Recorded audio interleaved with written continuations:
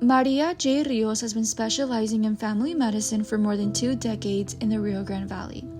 She has changed countless lives of patients, not just with her medical knowledge, but through her empathy and compassion that she has towards her patients. At the Elsa Family Medical Center, under the direction of Luis Delgado Jr., she has been able to give back to a community that is often overlooked in healthcare. She is truly what I believe is a hero in medicine in the Rio Grande Valley. Okay, my first question to you is, what first inspired you to become a physician assistant specializing in family medicine? Okay, so I guess there are two separate questions, right? Why? Okay, so I got into the program in 2000. There was no, we didn't have too many options, right? What to study. We didn't have pharmacy school. We didn't have any other school. So PA school was just starting off. Maybe the second year, third year. I had really good close friends that were already PAs that had a year or two ahead of me, loved it. Thought, okay, this sounds like a good program. Got in. We did our rotations and thought, okay, you know what? I'm gonna start with family practice and then maybe I'll switch. And I love it. Love it. We don't get bored. I mean, you see a little bit of everything. You see knee pain. You see, your typical diabetes, high blood pressure, high cholesterol. We see a few children. We see, what else do we see? Vaginal problems. We see, different types of rashes. We see different malignancies. So it's a little bit of everything, keeps you on your toes. So I really enjoy it. It hasn't been a boring day at all.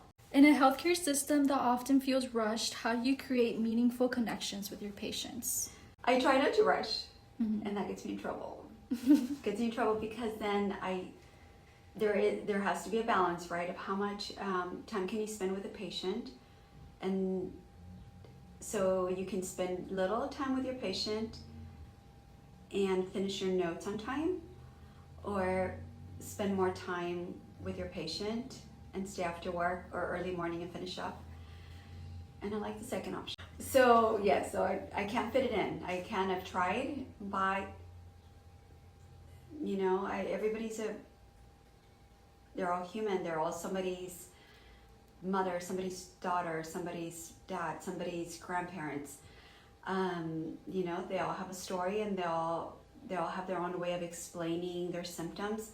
And a lot of these symptoms come depending on how they feel, and you kind of need to talk to them and kind of figure out what it is that's truly bothering them, truly hurting.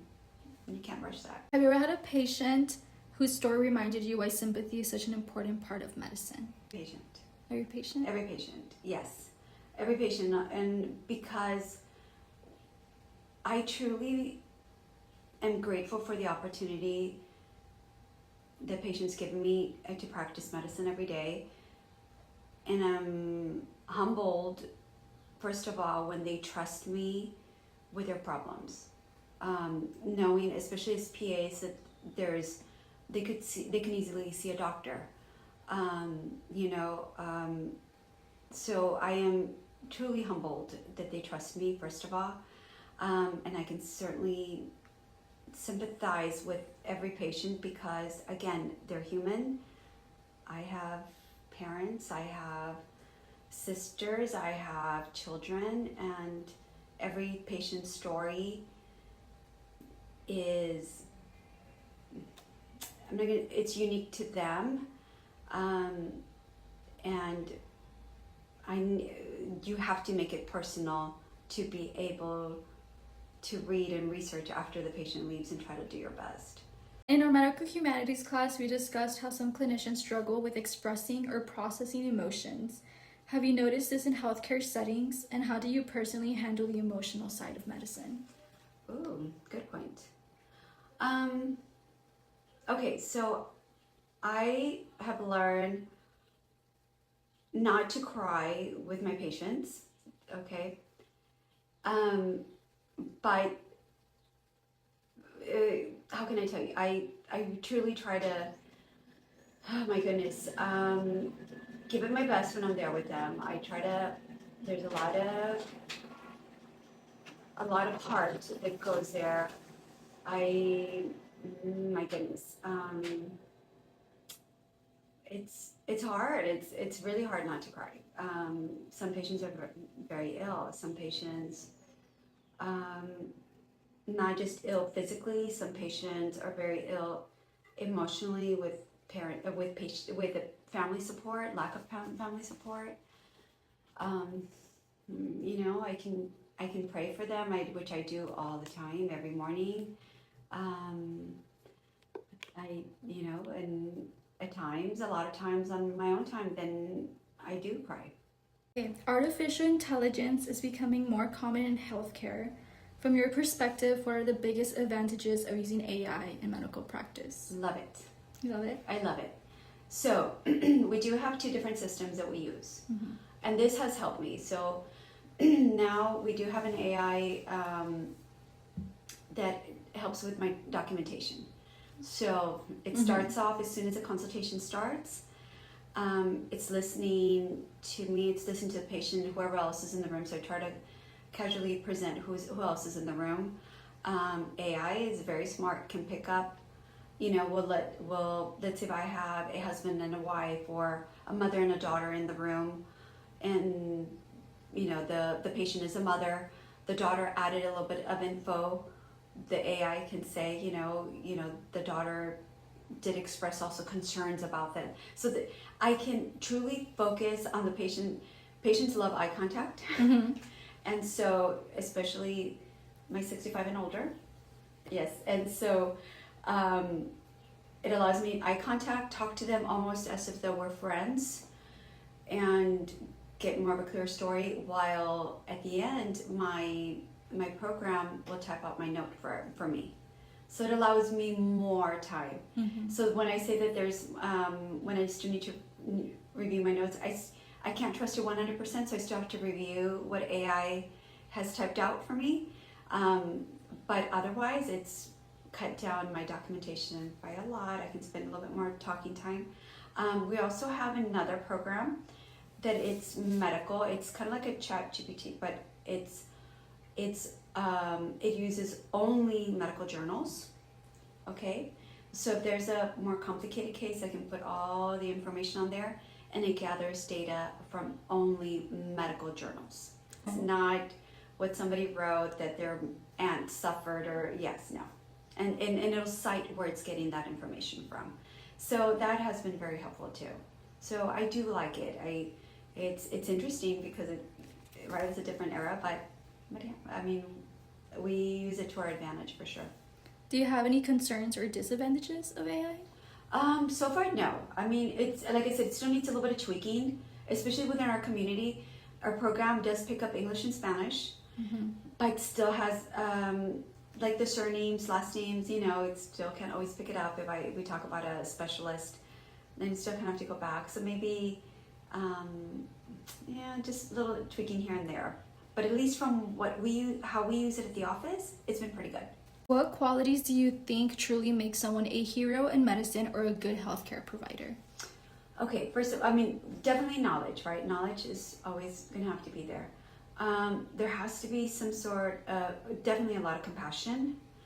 There has to be compassion. There has to be, what else? Patience as well. Let me see. And you have to know how to earn somebody's trust as well. How do you feel like you earn the trust from a patient? Okay, so first of all, they need to feel that they're heard. Okay, if they're coming in for one thing, I'll give you an example. If they're coming in for knee pain, but yet their blood pressure is very high, right? In my opinion, I need to make sure I bring down that blood pressure quickly, because they could also have a stroke, right? In their mind, their pain is and that could be triggering it, but in their mind is, but I came from my knee pain. You're not listening to me. I know you're worried about my blood pressure, but it's my knee pain that hurts. I think that they come in for more than one thing. So if you let them know, yes, you know what, I will take care of as much as I can for the knee, but can we also focus on this? They always need to be heard, even though as healthcare providers, we feel that we know what's best for them. At the end of the day, they're the patients, they're the ones that need to be seen, and they want to feel that, she did take care of me, she did listen to me, she did, So that's how. Don't forget that you need to learn to listen. What advice would you give to students who want to enter healthcare but are worried about burnout or emotional stress? Okay, those are valid concerns, but that could be valid in anything. I mean, I have patients who, again, our teachers, our principals, our nurses, our truck drivers, in any field that could happen. So there always has to be that work-life balance. And it's different for everybody. One of the things that I always say is there has to be some sort of exercise, there has to be some sort of outlet, and you have to learn what your boundaries are. If working, I've done this several times during my career where my children were small. I knew I had to cut back on my hours, so I would go to part-time. I knew that I would burn out if I didn't, still take care of my child who couldn't sleep all night, and still come work. It wouldn't be fair to anybody at that point, myself, to my patients, to my children, to my husband. That could be in any field, and you just have to listen to your body. And when your body, your brain, and your family says, it's a little too much, you need to listen and make adjustments. So the final question is, looking back on your career so far, what moment makes you most proud to be part of the medical field? Oh my gosh, everything. I think that, I've been very fortunate to have earned the trust for patients, even from when I first started. So I still have patients, 20-some year, that I've seen for over 20 years. And then I have patients who, maybe I've just started last month, and to see that level of, again, that they feel, somebody heard me, somebody that I feel, okay, I'm doing my job, I'm in the right place, for sure. So, there isn't one. I think that everybody's so definitely very special, and I think that I try to let patients know that they are very special, and especially, I'm very grateful when they trust me with their medical conditions, with their life, with their emotional problems. They tell me things that they don't tell anybody else. And, and if that helps them take off the load, that they were able to take off some of that stress and not have to burden their family, I'm glad I helped them out that way too. Mrs. Maria J. Rios is someone who I truly believe is a hero in medicine in our community. I've been lucky enough to be her patient for the past 5 years, and I've experienced her compassion, empathy, and understanding firsthand. To our future physicians, I hope you took away the message of the importance of these qualities in your practice. You should view your patients not only as clinical cases, but as people with fears, hopes, and complex lives. When patients feel valued and heard by their physicians, they are more likely to trust and participate in care. This would lead to a better result in their treatment plan, improving their overall health. By practicing and developing these qualities, not only will you become a skilled physician, but someone who makes a real impact in the lives of others.